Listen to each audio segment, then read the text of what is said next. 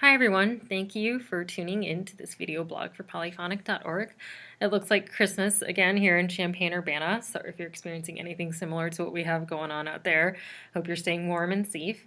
Rehearsals started for all of our bands, and there are some things that are still being figured out, some scheduling, some enrollment, some music, or things are just settling in. And as a person whose work depends on decisions from others, it can be a little frustrating of a time with all these unknowns.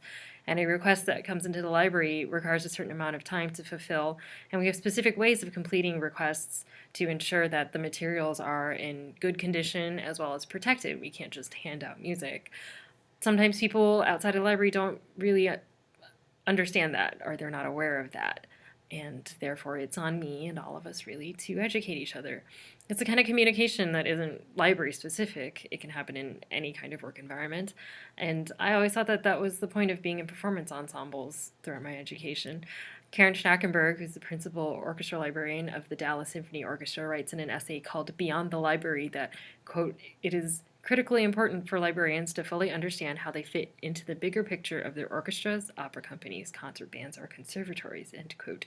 And it's become very clear to me, too, that if the bigger picture isn't understanding how I fit into it either, then I have to find a way to ensure that it does. When you work with other people, whether it's in a library or in a communications department or accounting or playing in the orchestra, this work is about collaboration and negotiation and compromise, and those aren't really buzzwords, though it does sound kind of businessy. They're just necessary parts of being part of an operation, which is another part of an organization. But all joking aside, collaboration, unfortunately, can be kind of difficult when people don't know what exactly it is that you do. And again, that's not something that's specific to a library. For example, while practicing is a core part of putting together a successful recital, musical decisions that are made in that recital have to be informed too, maybe by reading or studying or suggestions from another person. Or another example is that a conductor doesn't just get up on the podium and wave around her arms.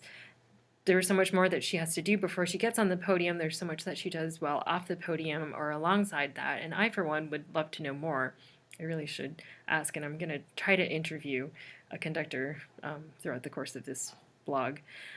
So a person, myself included, may have ideas of what another person does, or might only be seeing a small part of what another person does, but I might not often recognize what the other person is doing as a whole. Simply saying that this person is busy, this overarching general term, is kind of selling everything short, everyone short.